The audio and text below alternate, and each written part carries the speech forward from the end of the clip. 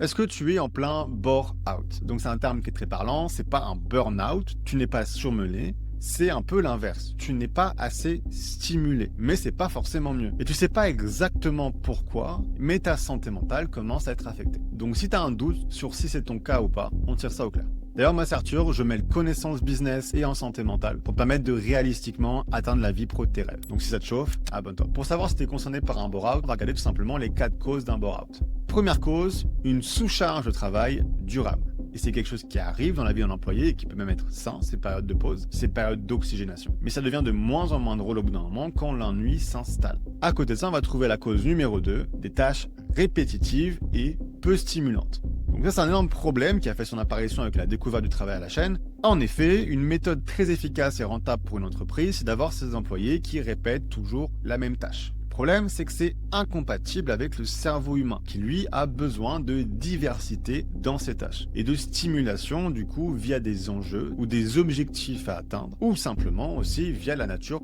plaisante des tâches de travail à accomplir. Et peu importe ce que tu fais, en fait, le plaisir disparaîtra si tu n'as pas de diversité dans ce que tu fais. Et donc le fameux bore-out par PowerPoint, on est clairement sur un des gros fléaux de Babylone. Donner un travail très peu stimulant et très répétitif, avec une impression d'impact qui est quasi inexistante, qui à la longue affecte de manière très négative énormément d'employés en France. Troisième cause du bore-out, la déqualification. La déqualification, c'est tenir un poste dont les exigences sont en dessous de ton niveau de compétence. Tu as l'impression en fait de ne pas pouvoir montrer vraiment ce que tu peux faire. Et la déqualification, c'est terrible car c'est un manque à gagner pour tous les parties concernées en fait. Et une grosse critique de Babylone, c'est que le système de promotion de l'entreprise aujourd'hui dépend bien trop souvent de facteurs trompeurs, notamment le fameux présentéisme ou encore ce qu'on appelle le business acting, en gros le faire paraître associé avec un rapprochement social semi-amical avec les décisionnaires de l'entreprise. Et donc pour un business, un facteur déterminant dans le succès d'une entreprise, c'est le choix des individus placés dans les postes de responsabilité. Et en fait, ce choix, il est détérioré par le fait que encore beaucoup trop de décisionnaires ne choisissent pas les employés les plus compétents ni les plus motivés, mais ceux qui sont les plus habiles au fameux faire paraître. Rien ne peut autant faire chuter le moral d'une équipe, voire même potentiellement provoquer un phénomène de désengagement collectif, que quand une équipe voit un collègue obtenir une promotion qui n'est pas méritée et obtenue par une stratégie de faire paraître. En termes de ressources humaines, c'est dévastateur. Les meilleurs managers, en fait, sont ceux qui sont capables de voir l'entreprise comme un ensemble d'individus, comme une équipe avec un but commun, mais dont il faut respecter la santé mentale et le niveau de satisfaction personnelle.